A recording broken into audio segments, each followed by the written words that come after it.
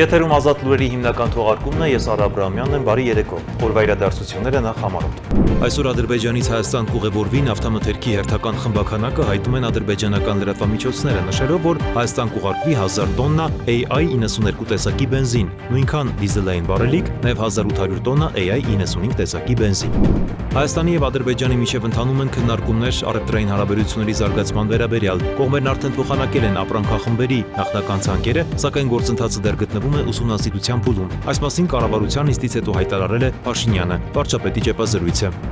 Գործադիրը հաստատել է 2026 թվականի պահեստազորի վարժական հավաքների անցկացման ժամկետները, ընդունել Հայաստանի տնտեսական եւ ինստիտուցիոնալ վերափոխման դոկտրինը։ Կայացել է կառավարության այս տարվա առաջին նիստը։ 636 քաղաքացի հետ է ստանալու 2025 թվականին ձեռք բերված էլեկտրական ավտոմեքենայի վճարած մաքսատուրքը։ Ցանկը հրապարակելու է Պետեկամուտների կոմիտեն սույն թվականի հունվարի 10-ին։ Աբովյանի թիվ 2 նորակառույց դպրոցում իրականացված շրջայցի ընթացքում կրթության, գիտության, մշակույթի եւ սպորտի նախարար Ժանա Անդրեասյանը ներկայացրել է Հայաստանում կրթության նախադպրոցական համակարգի, մշակույթի եւ սպորտի ոլորտներում իրականացվող խոշոր պետական ծրագրերի ընթացքն ու արդյունքները, նախարարի ասուլիսը։ Հարևան Իրանի Իսլամական Հանրապետությունում արդեն 10 օր է, ինչ շարունակվում է բողոքի ցույցերն ընդդեմ երկրում տիրող գնաճի եւ արժույթի կտրուկ բողոքի ցույցեր են ընթանում երկրի 31 նահանգներից 27-ում, որոնց հետևանքով արդեն կան զոհեր եւ վիրավորներ։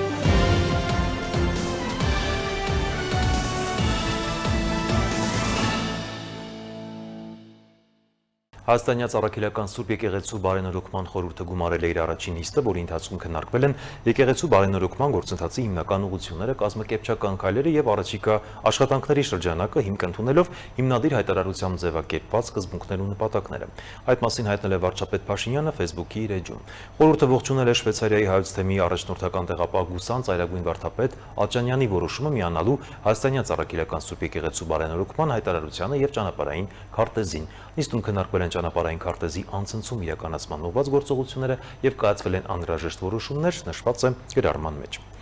Փաշինյանն ընդունել է Հայաստանում ամենաարտակարգ եւ լիազոր դեսպան Քրիստինա Քվինին, որն ավարտում է դիվանագիտական առաքելությունը մեր երկրում։ Վարչապետը շնորհակալություն է հայտնել դեսպանին գործակցության եւ Հայաստան-ԱՄՆ հարաբերությունների հետեւողական զարգացմանը նպաստելու համար։ Քրիստինա Քվինը շնորհակալություն է հայտնել վարչապետին եւ Հայաստանի կառավարությանը համատեղ աշխատանքի եւ արդյունավետ գործակցության համար։ Դեսպանը համոզմունք է հայտնել, որ առաջիկայում եւս Հայաստան-ԱՄՆ գործակցությունը կզարգանա նոր ուղղություններով։ Կողմերը մտքեր են փոխանակել տրիպ նախագծի իրականացման, նաեւ երկուստեք հետաքրքրություն ներկայացնող այլ հարցերի վերաբերյալ։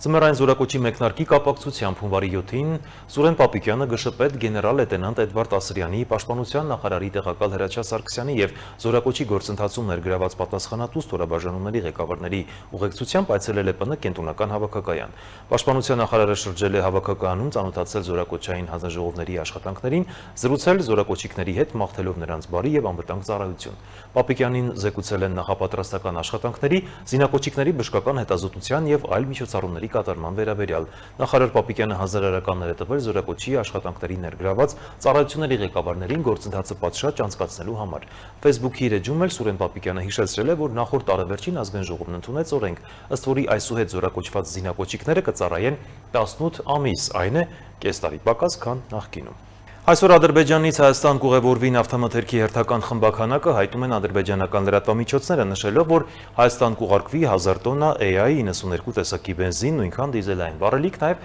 1800 տոննա AI-95 տեսակի բենզին։ Այս մասին հաղորդում է ԱՊԱ գործակալությունը։ Ադրբեջանից Հայաստան նավթամթերքի առաքումը կրում է բացառապես առևտրային բնույթ։ Վառելիքը վաճառվում է միջազգային շուկայական գներով։ Անցած ամիս Ադրբեջանից Վրաստանի տարածքով Հայաստան է ժամանել ադրբեջանական Սոկար ընկերության մոտ 1300 տոննա բենզինով բեռնված 22 վագոններով գնացքը։ Էկոնոմիկայի նախարարությունն արդեն հաստատել է, որ Ադրբեջանից բենզինի նոր խմբականակ է գալիս Հայաստան։ Հայաստանի ու Ադրբեջանի միջև ընթանում են քննարկումներ առևտրային հարաբերությունների զարգացման վերաբերյալ, կողմերն արդեն փոխանակել են ապրանքախմբերի նախնական ցանկերը, սակայն գործընթացը դեռ գտնվում է ուսումնասիրության փուլում եւ առարկայական պայմանավորվածություններ այս փուլում դեռ չկան։ Այս մասին կառավարության նիստից հետո լրագրողների զրույցում հայտարարել է Նիկոլ Փաշինյանը։ Նա նաեւ անդրադարձել է այլ առանցքային թեմաների, մասնավորապես մաքսային արտոնությունների տրամադրման մեխանիզմին, ամանորի գիշերը գրանցված հուսակազրկումներին, նաեւ առաքելական Սուրբ եկեղեցու շուրջ ծավալվող գործընթացներին։ Բացառում են, որ Հայաստանում կա անդիմադիր падգամավոր կամ քաղաքական գործիչ, որի գոնե մեկ բարեկամը չի օգտվել գերակա ոլորտում մաքսային արտոնության կառավարության տրամադրած մեխանիզմից։ Լրագրողների հետ զրույցում հայտարարեց վարչապետ Նիկոլ Փաշինյանը, անդրադառնալով շրջանառվող խոսակցություններին, թե կառավարությունը պարբերաբար արտոնություններ է տրամադրում միայն գործող իշխանության ներկայացուցիչների հետ կապ ունեցող գործարարներին։ Վարչապետի խոսքով այդ արտոնություններից օգտվել են հազարավոր գործարարներ, անկախ քաղաքական հայացքների կամ իշխանության հետ կապերից։ Փաշինյանը հիշեցրեց, որ մեխանիզմը գործում է դեռևս 2016 թվականից եւ ունի ինքնաշխատ բնույթ։ Այսինքն կառավարության կարգավորումները այնպիսին են, որ համակարգը աշխատում է ինքնաշխատ եղանակով։ Այսինքն ինչա, կա մոդուլ։ Գործարարները, ընկերությունները իրանց տվյալները լրացնում են եւ ներկայացնում են արտոնությունից օգտվելու, մաքսատուրքի հետաձգման կամ արտոնության։ Կառավարության միակ դերը ստուգելն է, իրանց դրած տվյալները համապատասխանում են իրականությանը, թե ոչ։ Եվ եթե համապատասխանում են իրականությանը, կառավարությունը իրավունք չունի այդ արտոնությունը իր իսկ որոշման համաձայն չտալ։ Նրա խոսքով իշխանության հետ կապվող գործարարներին պատկանող ընկերությունները կազմում են այդ արտոնությունները ստացողների ընդամենը 2-3%-ը։ Անդրադառնալով ամանորի գիշերը մի շարք բնակավայրերում տեղի ունեցած հոսանքազրկումներին, Նիկոլ Փաշինյանը նշեց, որ դրա պատճառը Հայաստանի էլեկտրական ցանցեր ընկերության նախորդ սեփականատերերի կողմից ներդրումային պարտավորությունների չկատարումն ու սխալ կառավարումն է։ Նրա խոսքով վերջին ամիսներին իրականացված միջամտությունները կանխել են իրավիճակի ավելի խորացումը, իսկ եթե այդ քայլերը չձեռնարկվեին, հոսանքազրկված բնակավայրերի թիվը կարող է լինել 3 անգամ ավելի։ Շատ լուրջ կասկածներ ունեմ, որ այդ ամենը արվում էր երկար ժամանակ Հայաստանում քաղաքական դժգոհություններ գեներացնելու համար, թաքնված լինելով Հայաստանի առանցքային կրիտիկական ենթակառուցվածքներից մեկի թիկունքում։ Եվ այդ թվում Ռոմանոս Պետրոսյանի եւ իր գործընկերների, մեր մյուս գործընկերների գործունեության արդյունքում պարզվեց, որ Հայաստանի Հանրապետությունում չկա գոնե մի ընտանիք,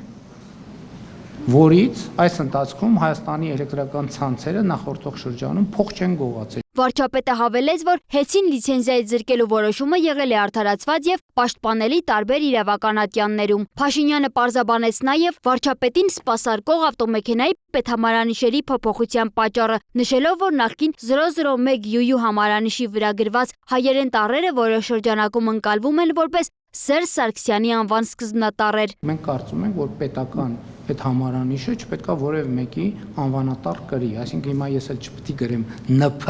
001 եւ դա գիտեք, դա իր անձնական ընտրության հարց է, այս դեպքում պետական ընտրության հարց է եւ պետական ընտրությունը կարծում եմ արվել է հենց այդ տրամաբանությամբ եւ արվել է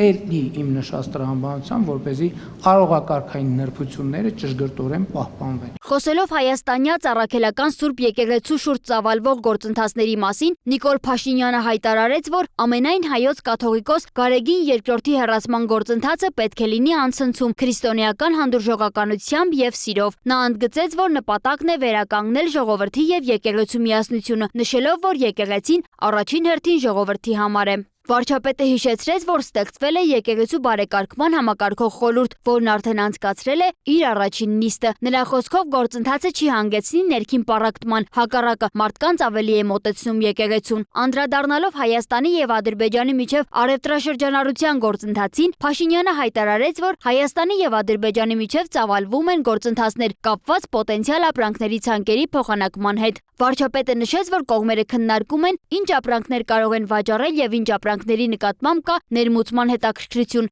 Փաշինյանի խոսքով արդեն փոխանցվել են ապրանքախմբերի նախնական ցանկերը, սակայն գործընթացը դեռևս գտնվում է ուսումնասիրման փուլում։ Սակայն ըստ նրա առարկայական պայմանավորվածություններ այս փուլում դեռ չկան։ Փաշինյանն անդրադարձավ նաեւ World Travel Index-ի վերջին տվյալներին, ըստ որոնց Հայաստանն ընդգրկվել է ճամփորդության համար աշխարհի ամենաապահով երկրների ցանկում եւ 193 երկրների շարքում 13-րդ տեղում է։ Նա վստահեցրեց, որ Հայաստանը կշարունակի աշխատել իրավակարգի ամրապնդման, արտաքին եւ ներքին անվտանգության մակարդակի բարձրացման ուղղությամբ եւ հետագայում էլ ավելի կբարելավի իր դիրքերը։ Սոնա Գիշյան, Տիգրան Ղազարյան, Free News, Ազատ լուրեր։ Կառավարությունը հերթական նիստում հաստատել է 26 թվականի պահեստազորի վարժական հավաքների անցկացման ժամկետները։ Գործադին ընդունել է նաև Հայաստանի տնտեսական և ինստիտուցիոնալ վերափոխման դոկտրինը, որը ներկայանում է որպես երկրի զարգացման ուղենիշ և նպատակ ունի վերանայելու և ամրապնդելու պետության տնտեսական կառուցվածքը և պետական ինստիտուտները։ Փաստաթուղթը բաղկացած է 42 էջից և ընդգրկում է բազմաթիվ ոլորտներ։ Հայաստանի տնտեսական և ինստիտուցիոնալ վերափոխման դոկտրինը հաստատելու մասին կառավարության որոշման նախագծով առաջարկվում է սահմանել իրական Հայաստանի տնտեսական նոր պարադիգմի գաղափարական հիմքերը, ամրագրելով պետության դերը որպես մարդակենտրոն, բայց միաժամանակ անվտանգությանը, դիմականությանն ու ինստիտուցիոնալ ամրապնդմանը ծառայող համակարգի։ Իրավական ակտի ընդունմամբ առաջարկվում է վերացնել տնտեսական և ինստիտուցիոնալ քաղաքականության հատվածայնությունը, ամրագրել երկարաժամկետ տեսլական և հստակ սկզբունքներ, սահմանել ծրագրերի և ենթածրագրերի միասնական կառուցվածքային համակարգ։ Ըստ Փաշինյանի, սա զարգացման ուղենիշն է, որի նպատակն է վերանայել և ամրապնդել երկրի տնտեսական կառուցվածքն ու պետական ինստիտուտները։ Ինչով է պայմանավորված վերանայման և նոր տնտեսական պարադիգմ որդեգրելու անհրաժեշտությունը։ Սրա համար կա մի քանի կարևոր պատճառ։ Առաջին պատճառը 2018 թվականից ի վեր, ըստ էության հեղափոխությունից հետո Հայաստանի տնտեսությունը աճել է ավելի քան 50%-ով։ Այսինքն ճշգրտված տվյալները կլինեն այս տարվա վիճակագրության, մենք վստահ ենք, որ թիվը կլինի 50-ից ավել, իսկ թե կոնկրետ ինչքան, դա արդեն ցույց կտա ժամանակը եւ վիճակագրությունը։ Մեկ շնչին ընկնող հնան ավելի քան կրկնապատկվել է 2018 թվականի հեղափոխությունից հետո կամ 2018 թվականից հետո։ Եվ եթե 2017 թվականին Հայաստանի մեկ շնչին ընկնող հնան $3872 էր, 2025-ի խիստ նախնական տվյալներով մոտավորապես $9400 եւ աճը 2.4 անգամ։ Նախագծի ընդունման արդյունքում ակնկալվում է, որ տնտեսական քաղաքականությունը ձեռք կբերի տեսլականային և համակարգային բնույթ, կբարձրանա քաղաքականությունների կանխատեսելիությունը և ներդրումային միջավայրի նկատմամբ վստահությունը, կձևավորվի ծրագրերի և ենթածրագրերի միասնական համակարգ, կամրապնդվի հանրային կառավարման արդյունավետությունը և հաշվետվողականությունը, կբարձրանա Հայաստանի տնտեսական դիմականությունն ու անվտանգային կայունությունը։ Հայաստանի նոր տնտեսական պարադիգմի առաջին եւ առանցքային հիմքը կրթությունն է։ Առանց հասանելի, արդիական եւ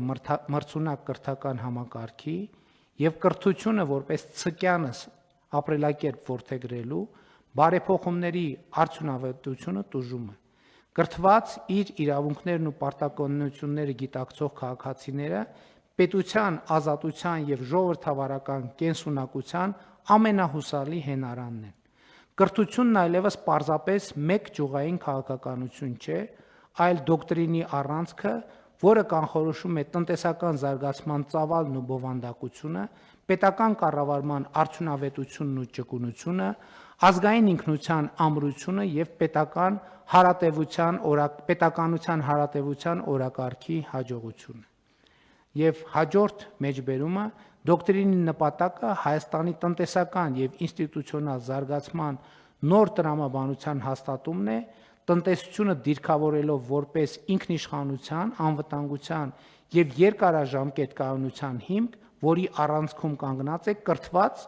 այսպիսով ազատ, կարող եւ ստեղծարար քաղաքացին։ Ըստ Փաշինյանի դոկտրինում առանձնահատուկ տեղ եւ նշանակություն ունի էներգետիկ վերափոխման օրակարգը։ Դոկտրինն ըստ Փաշինյանի այդ թվում էներգետիկ անվտանգության եւ անկախության մասին է։ Հայաստանը պատմական շանս է ստացել նաեւ էներգետիկ առումով լինելու շատ ավելի ինքնաբավ, անկախ եւ ինքնիշխան։ Բացի այն, որ մենք էլեկտրական էներգիայի արտադրության վերաբերյալ մեր պատկերացումները պետք է փոխենք։ Մենք էլեկտրական էներգիա եւ ընդհանրապես էներգիայի սպառման մասին մեր պատկերացումները պետք է փոխենք, որովհետեւ շատ կարեւոր է արձանագրել, որ այն ինչ մեզ հայտնի բառով անվանվում է էներգախնայողություն, այստեղ խոսքը տասնյակ եւ հարյուրավոր միլիարդների ռեսուրսներ ազատելու եւ այդ ռեսուրսները զարգացման այլ ոլորտներում ներդրելու հնարավորության մասին է։ Հիմա չնայած աշխարհում այլևս էներգախնայողություն արտահայտությունը չի օգտագործվում, որովհետեւ դա արդեն համարվում է հնացած արտահայտություն։ Այլևս խոսվում է էներգետիկ վերափոխման մասին, երբ որ ամեն կիլովատ ժամը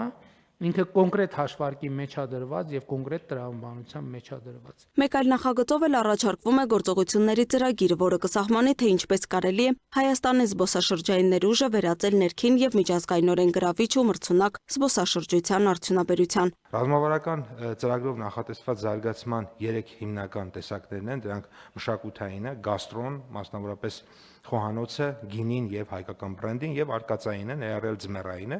բայց նաեւ Հայաստանը ունի շատ լուրջ հնարավորություններ եւ դրա մասին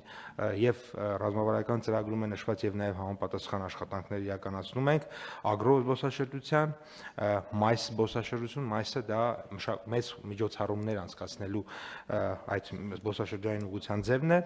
բժշկական եւ առողջարանային զբոսաշրջության եւ իհարկե կրոնական զբոսաշրջության։ Վարչապետը հետաքրքրվեց այս տարվա զբոսաշրջության աճի տեմպերով, պատասխանը գոհացուցիչ էր։ 2,243,642 զբոսաշրջիկ ենք ունեցել։ Դեկտեմբերին ունեցել ենք 139,933 զբոսաշրջիկ, որը մեր դեկտեմբերների պատմության մեջ լավագույն ցուցանիշ է, այսինքն չի եղել որևէ դեկտեմբեր, որ այսքան բարձր ցուցանիշ ենք ունեցել, առհասարակ, եթե նայենք, ուրեմն այս տարվա մայիսը, հունիսը, հուլիսը, օգոստոսը, հոկտեմբերը, նոյեմբերը եւ դեկտեմբերը, այսինքն 12 ամիսներից 7-ը այս տարվա ցուցանիշներն են երբևէ լավագույնը եղել Հայաստանի պատմության մեջ։ Հաջորդիվ առողջության համընդհանուր ապահովագրության ռեգիստրի գործարկման նպատակով ռեգիստրում անհրաժեշտություն է առաջացել սահմանել տվյալների հավաքման, վարման եւ փոխանցման կարգը։ Համապատասխան նախագիծը ներկայացրեց առողջապահության նախարար Անահիտ Ավանեսյանը։ Նախագծով մանրամասն կարգավորվում են մեր համընդհանուր ապահովագրության շրջանակներում տեղեկատվության փոխանակման եւ այսօր էլ նշեցինք, որ թվայնացման շրջանակներում փոխգործելիության հիման վրա, որպեսզի անձը մեկ անգամ տվյալները տրամադրելով որոշակի կառույցի արդեն հաջորդ կառույցները իրար միջև փոխգործելիության շրջանակներում կարողանան օրենքի եւ կարգավորումների տրամաբանությամբ ապահովել այս տեղեկատվության փոխանակումները։ Լուսինե Գրիգորյան, Free News, Ազատ լուրեր։ 636 քաղաքացի հետ է ստանալու 2025 թվականին ձեռք բերված էլեկտրական ավտոմեքենայի վճարած մաքսատուրքը։ Ցանկը հրապարակելու է Պետեակամուտների կոմիտեն սույն թվականի հունվարի 10-ին։ Այս մասին հայտնել է էկոնոմիկայի նախարար Գևորգ Պապոյանը։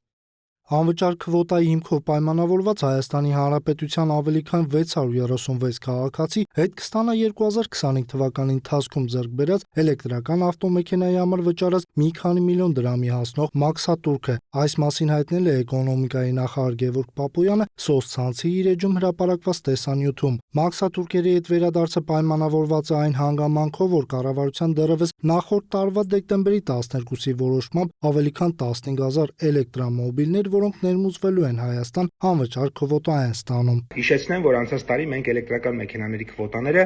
բաշխել ենք հետևյալ կերպ. 5000 հատը դա անհատներին էր եւ ոչ դիլեր իրավաբանական անձանցը եւ 3000-ը դիլերներին է։ Եվ հա դիլերները իրենց քվոտայից 636-ը չեն օգտագործել եւ մենք այն տեղափոխել ենք դեպի անհատներ եւ իրավաբանական անձանց դաշտ եւ այդ տրամաբանությամբ 5001-րդ քաղաքացին, ով մոտեցել է եւ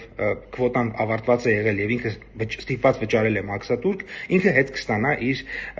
ուրեմն վճարած մաքսատուրքը եւ այդպես մինչեւ 5002, 5003 եւ 5636։ Ահա 636 քաղաքացի այս եղանակով կստանան իրենց կողմից վճարած միլիոնավոր դրամները։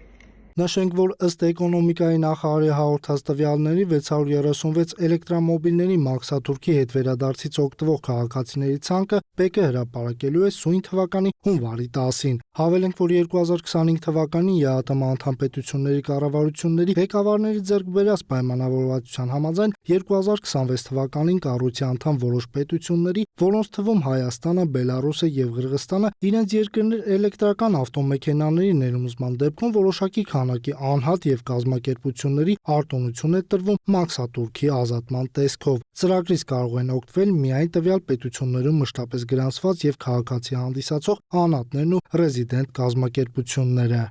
Աբովյանի թիվ 2 նորակառույց դպրոցում իրականացված շրջայցի ընթացքում կրթության, գիտության, մշակույթի և սպորտի նախարար Ժաննա Անդրեասյանը ներկայացրել է Հայաստանում կրթության նախադպրոցական համակարգի, մշակույթի և սպորտի ոլորտներում իրականացվող խոշոր պետական ծրագրերի ընթացքն ու արդյունքները։ Նախարարը վստահեցրել է, որ 300 դպրոց և 500 մանկապարտեզ ծրագիրն իրականացվում է սահմանված ժամկետներում միաժամանակ ընդգծել ֆինանսավորման, ներառականության և ոլորտային բարեփոխումների աննախադեպ աճը։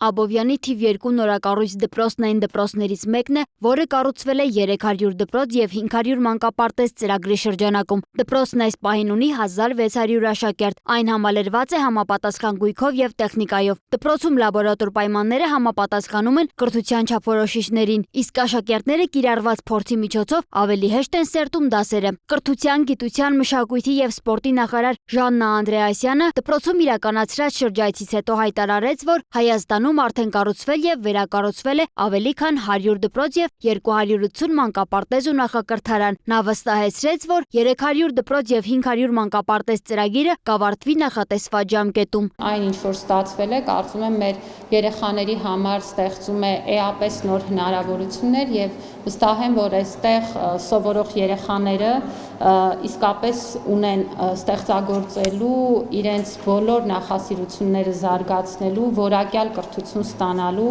անհրաժեշտ պայմանները եւ այսպիսի դպրոց պիտի լինի մեր երկրի յուրաքանչյուր դպրոց եւ հենց սա է պատճառը, որ մենք խոսում ենք այն մասին, որ առաջին 300-ից հետո մեզ արդեն սպասվում է հաջորդ 300 դպրոցը եւ մենք պետք է ապահովենք, որպեսզի մեր բոլոր երեխաների համար այս պայմանները լինեն հասանելի։ Նրա խոսքով ծրագրի իրականացման տեմպերը վերջին 1 տարում զգալիորեն աճել են։ Միայն 2025 թվականին կատարված աշխատանքների ծավալը կազմել է 121 միլիարդ դրամ, մինչդեռ նախորդ տարի այն եղել է 53 միլիարդ դրամ։ Կրթության ոլորտում առաջիկա կարևոր ուղղություններից մեկը նախադպրոցական կրթության զարգացումն է։ Նախարարը տեղեկացրեց, որ արդեն մեկնարկել է մսուրների ծրագիրը, որը նախատեսված է 6 ամսականից բարձր երեխաների համար։ Սա մի բան է, որը պետական նախադպրոցական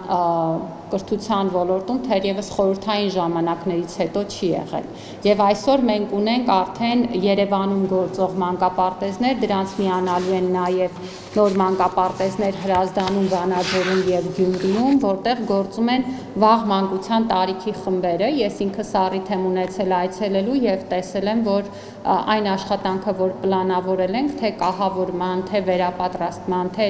ծառայությունը սկսելու իմաստով բավականին լավ մեկնարկ է տալիս եւ մենք իհարկե սա որպես փորձնական ծրագիր ենք սկսել, եկող տարի նաեւ ունենալու ենք 6 ամսականների, այսինքն արդեն այս տարի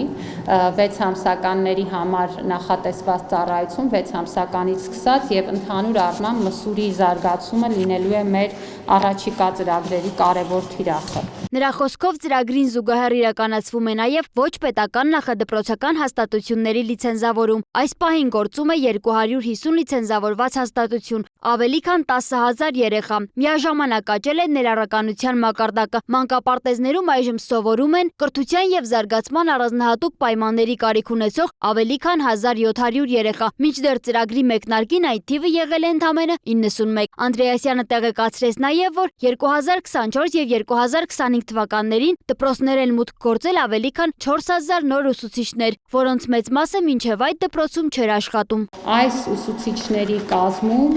շուրջ 80%-ը կազմում են մինչև 45 տարեկան մարդիկ։ Ինչ է սա նշանակում։ Մի շատ պարզ բան, որ կառավարության այս քաղաքականությունը, որը ուսուցչի մասնագիտության, գրավչության բարձրացմանն է միտված, կոնկրետ արձագանք է ունենում եւ այն մարդիկ, ովքեր նախկինում գուցե չէին մտածել դասավանդման մասին, գուցե իրենց փորձում էին այլ ասպարեզում, վերադառնում են դպրոց կամ մտնում են դպրոց աշխատանքի եւ այդ ուսուցիչները գալիս են նաեւ համալրելու մեր ուսուցչական համակազմի շարքերը, որոնք մեծ ծավալի աշխատանք են անում եւ առիթից օգտվելով ուզում եմ նաեւ շնորհակալություն հայտնել այդ աշխատանքի համար։ Նախարարը շեշտեց նաև ֆինանսավորման աճը։ Եթե 2019 թվականին ուսուցիչների խրախուսման ծրագրերին հատկացվել էր 266 միլիոն դրամ, ապա 2025 թվականին այդ թիվը հասել է 15.2 միլիարդ դրամի, ինչը 1163%-ով աճել է։ Անդրադառնալով դպրոցներում թմրամիջոցների շրջանառության վերաբերյալ ահազանգերին, նախարարն ընդգծեց, որ տարվող աշխատանքները միջգերատեսչական են։ Նրա խոսքով սահմանվելու են անվտանգության ստանդարտներ, դպրոցներում կտեղադրվեն տեսախցիկ գիտելիքներ, կսահմանափակվեն մուտքերը եւ կապը համայնքային ոստիկանության հետ կլինի մշտական։ Ժաննա Անդրեասյանը վստահեցրեց, որ վերջին տարիներին մշակույթի ոլորտում իրականացված ներդրումներն աննախադեպ են։ 2025 թվականին թատերահամերգային կառույցների համար հատկացվել է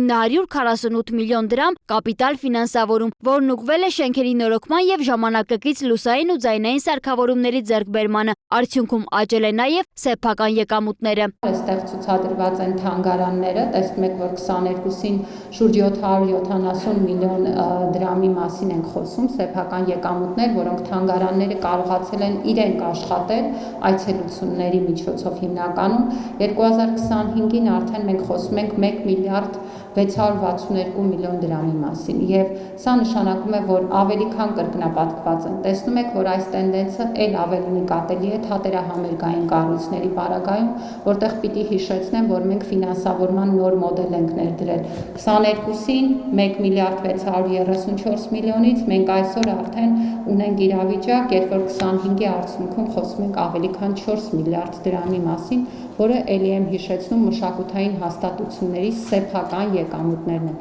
Մշակութային ժառանգության պահպանման ուղղությամբ 2025 թվականին հատկացվել է 1 միլիարդ 386 միլիոն դրամ, մինչդեռ 2022 թվականին այն կազմում էր 216 միլիոն դրամ։ Աշխատանքներ են իրականացվում 48 հուշարձանի վրա, որոնց մեծ մասը կրոնական է։ Անդրադառնալով Ծիծեռնակաբերդի հուշահամալիրում իրականացվող աշխատանքներին, նախարարը վստահեցրեց, որ հուշահամալիրը երբեք չի փակվել եւ չի փակվելու, այդ թվում ապրիլի 24-ին։ Ասուլիսում Անդրեասյանն անդրադարձավ նաեւ հայ դահուկորդի մասնակցությամբ վերջին միջադեպին, երբ վերջինս մարզահագուստի վրա կպչուկ ժապավենով փակել էր մրցաշարի հովանավոր երկրի Ադրբեջանի անվանումը։ Նրա խոսքով նախարարությունը տեղյակ է ստեղծված իրավիճակից եւ արդեն գրավոր հարցում է ուղարկել Հայաստանի Ֆեդերացիային միջադեպի բոլոր մանրամասները պարզելու նպատակով։ Նախարարը հիշեցրեց նաեւ, որ Հայաստանը նախաձեռնել է բազմաթիվ կարևոր միջազգային կոնվենցիաների վավերացում սպորտում արդար մրցակցության եւ էթիկայի ապահովման ուղղությամբ։ Նա նաեւ անդրադարձավ բուհերում անվճար սովորելու հեռանկարին եւ ընդգծեց, որ դա կառավարության մինչեւ 2030 թվականի ծրագրի մի մասն է եւ մոտ ապագայում Հայաստանի Հանրապետության պետական բուհերը կլինեն անվճար։ Սոնա Գիշյան, Տիգրան Ղազարյան, Free News, Ազատ լուրեր։ Հարևան Իրանի Իսլամական Հանրապետությունում արդեն 10 օր է, ինչ շարունակվում են բողոքի ցույցերն ընդդեմ երկրում տիրող գնաճի եւ արժույթի կտրուկ անկման։ Բողոքի ցույցեր են ընթանում երկրի 31 նահանգներից 27-ում, որոնց հետևանքով արդեն կան զոհեր եւ վիրավորներ։ Դեռևս նախորդ տարվա դեկտեմբերի 28-ին հարևան Իրանի Իսլամական Հանրապետությունում բռնկված բողոքի ցույցերը դեռևս շարունակում են ընդլայնելով աշխարհագրությունը։ Իրանական լրատվամիջոցների տվյալների համաձայն արդեն իսկ 111 քաղաք միացել է այդ ցույցերին։ Երկրի տարբեր շրջաններում ցուցարարների եւ ուժային կառույցների միջև բարբերաբար ընդհարումներ են տեղի ունենում, ինչի հետևանքով 31 նահանգներից 27-ում տեղի ունեցող ցույցերի ընթացքում մոտ 4 տասնյակ քաղաքացի է զոհվել։ Հարևան երկրում տեղի ունեցող ցույցերի բռնկման պատճառ են հանդիսացել հիմնականում սոցիալ-տնտեսական խնդիրները, ապրանքների նկատմամբ գնաճն ու երկրում արժույթի կտրուկ անկումը։ Ցուցարարներին են միացել նաև ուսանողներն ու ընդհուպ որոշ շրջաններում ուժային կառույցների ներկայացուցիչներ, որոնք հայտարարել են, որ ցուցարարների նկատմամբ բռնություն չեն կիրառի։ Իրավիճակից փորձել են կտրուկ օգտվել Իրանի նկատմամբ հետաքրքրություն ցուցաբերող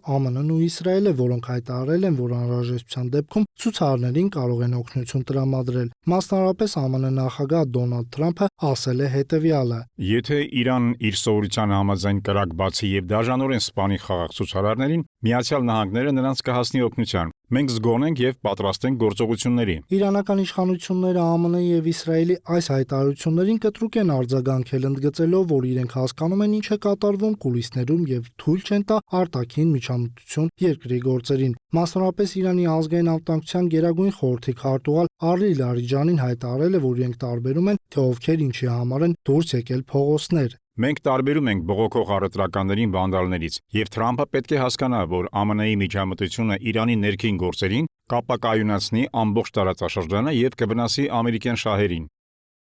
Հավելենք, որ չնայած բողոքի ցույցերը ժամ առ ժամ ընդգրկում են ել ավելի մեծ թվով մարդկանց, իշխանությունները փորձում են երկխոսության գնալ նրանց հետ կատարելով որոշակի քայլեր գնաճի մեղմասման ուղղությամբ։ Մասնավորապես նրանք ընտանիքի յուրաքանչյուր անդամի տրամադրել են 1 միլիոն թումանի կուպոն, որով հնարավոր կլինի հանրախանութներում առևտուր իրականացնել։ Հիշեցնենք, որ բողոքի ցույցերը սկսվել են ամանորին, երբ Իրանում գործող հեռախոսների խանութների տերերը փակեցին դրանք ի նշան բողոքի երկրում օրորի ագնացող գնաճի եւ ազգային արժույթի գնանկման։ Ներկայում ամերիկյան $1 հավասար է 1.420 իրանական ռիալի։ Սիրիայի անցումային կառավարության զորքերի եւ քրդական ջոկատների միջև բախումները շարունակվում են, որի հետևանքով Հալեպահայերի տնից մի քանիսը վնասվել են, այս մասին ասել է Սիրիայի խորհրդանի նախկին падգամավոր Մարիա Գաբրելյանը։ Քրդական շրջանների ստեղանումները շարունակվում են նույնպես, հայ համայնքը մարդկային կորուստներ չի ունեցել, բայց նյութական վնաս է կրել, նշել է նա։ Հայ համայնքը հայտարարություն է տարածել, որ պատրաստ է Սուրբ Գրիգոր Լուսավորիչ եկեղեցում ապաստան տալ այն հայ ընտանիքներին, որոնք իրենց տներում ապահով չեն զգում կամ իրենց տները մոտ են քրդական շրջաններին։ Տրվել է նաև հեռախոսահամար, որով հայ համայնքի ներկայացուցիչները կարող են զանգահարել եւ օգնություն խնդրել։ Հիշեցնենք, հունվարի 6-ին Սիրիայի դեմոկրատական ուժերի եւ Դամասկոսի կողմից վերահսկվող ուժերի միջև բախումներ են տեղի ունեցել, որոնց հետևանքով Հալեպում կան զոհեր եւ վիրավորներ։ Միացյալ Նահանգների նախագահ Դոնալդ Թրամփն էլ ստորագրել է հուշագիր, որով Վաշինգտոնը դուրս է գալիս 66 միջազգային կազմակերպությունից, հայտնել է Սպիտակ տունը։ Փաստաթուղթը պարտավորեցնում է բոլոր գործադիր գերատեսչություններին եւ գործակցություններին գործակալություններին դադարեցնել 35 կազմակերպություններում մասնակցությունը եւ ֆինանսավորումը։ Նշվում է, որ խոսքը ՄԱԿ-ի կազմում չգտնվող կազմակերպությունների մասին է։ Սպիտակ տանը ընդգծել են, որ այդ կառույցներից դուրս գալը վերջ կդնի ամերիկացի հարկատուների ֆինանսավորմանն ու մասնակցությանը այն կազմակերպություններում, որոնք առաջ են մղում գլոբալիստական շահերի վնաս ԱՄՆ առաջնահերթությունների։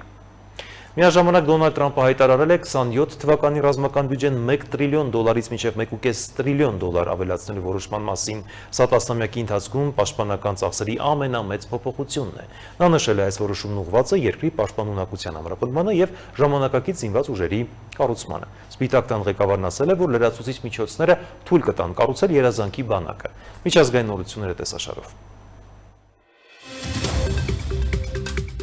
Միացյալ Նահանգները հայտնել է համաշխարհային շուկայում վենեսուելական նավթի վաճառքի մասին։ Նշվում է, որ նավթի վաճառքից ստացված գումարը կփոխանցվի Միացյալ Նահանգների հաշիվներին։ Այս միջոցները կծախսվեն ամերիկյան եւ վենեսուելական ժողովրդի շահերից ելնելով եւ բացառապես կառավարության հայեցողությամբ։ Այդուհանդերձ իշխանությունները մտադիր են չեղարկել Վենեսուելայի դեմ որոշ պատժամիջոցներ։ Միացյալ Նահանգների պետքարտուղար Մարկո Ռուբիոն նշել է, Վաշինգտոնը սկսելով վենեսուելական նավթի վաճառքը հանում է Կարակասի պատժամիջոցների մի մասը։ Միացյալ Նահանգների պետքարտուղարը նաև հայտնել է, որ հաջորդ շաբաթ կհանդիպի Դանիայի ներկայացուցիչների հետ Գրենլանդիայի շուրջ ստեղծված իրավիճակը քննարկելու համար։ Միացյալ Նահանգների նախագահ Դոնալդ Թրամփը հայտարարել է, որ հեռախոսազրույց է ունեցել Կոլումբիայի նախագահ Գուստավո Պետրոյի հետ եւ մտադիր է հանդիպել նրա հետ Սպիտակ տանը։ Թրամփի խոսքով Կոլումբիայի նախագահը բացատրել է թմրանյութերի եւ Միացյալ Նահանգների հետ ունեցած այլ անհամաձայնությունների վերաբերյալ իրավիճակը։ Դոնալդ Թրամփը խոստացել է, որ Միացյալ Նահանգները երբեք ՆԱՏՕ-ին չի թողնի միայնակ դիմակայելու արտաքին սպառնալիքներին։ Ռուսաստանն ու Չինաստանը չեն վախենա ՆԱՏՕ-ից, եթե Միացյալ Նահանգներն այնտեղ չլինի։ Ես կասկածում եմ, որ ՆԱՏՕ-ն կգա մեզ օգնության, եթե մենք իսկապես նրանց կարիքն ունենանք, բայց մենք միշտ գործելու ենք հանուն ՆԱՏՕ-ի, նույնիսկ եթե այն չգործի հանուն մեզ, հայտարարել է Թրամփը, նշելով, որ իր նախագահության առաջին ժամկետի ընթացքում վերակառուցել է Միացյալ Նահանգների զինված ուժերը եւ շարունակում է այդ գործընթացը։ Նա հավելել է, որ համոզել է Դաշինքի երկրներին ավելացնել պաշտպանության ծախսերը տարեկան հնայի 2-ից մինչև 5%։ Սրան զուգահեռ Թրամփը հրամայել է Միացյալ Նահանգները դուրս բերել 66 միջազգային կազմակերպություններից, որոնք այլևս չեն սպասարկում ամերիկյան շահերը։ Բոլոր դաշնային գործակալությունները պետք է դադարեցնեն մասնակցելը եւ ֆինանսավորել ՄԱԿ-ի 31 եւ ՄԱԿ-ի անդամ չհանդիսացող 35 մարմինների, որոնց շարքում են Եվրոպայի խորհրդի Վենետիկի հանձնաժողովը, ՄԱԿ-ի միջազգային առևտրի կենտրոնը, Խաղաղապահ հանձնաժողովը, Ժողովրդավարության հիմնադրամը եւ այլն։ Իրանի եւ Միացյալ Նահանգների միջև բանակցությունների վերսկսման համար դեռ հարմար պայմաններ չկան, հայտարարել է Իրանի արտգործնախարար Աբբաս Արաղչին։ Ըստ նրա, ներկա իրավիճակը նպաստավոր չէ Միացյալ Նահանգների հետ բանակցությունների համար ամերիկյան քաղաքականության պատճառով։ Նա ընդգծել է, որ Իրանը երբեք չի հրաժարվել Միացյալ Նահանգների հետ երկխոսությունից, սակայն այն պետք է վարել հարգանքով, հաշվի առնելով փոխադարձ շահերը, ինչին Սպիտակ տունն այս պահին չի ձգտում։ Միևնույն ժամանակ Իրանի բանակի գլխավոր հրամանատարը հայտարարել է, որ չնայած թշնամական հռետորաբանությանը եւ Իրանի ներքին գործերին միջամտելու փորձերին, իրանական բանակի մարտական պատրաստվածությունն ավելի բարձր է, քան 2025-ի հունիսին Իսրայելի հետ հակամարտությունից առաջ։ Նա վստահեցրել է, որ երկիրը պաշտպանելու համար բանակը կգործի ամբողջ ուժով։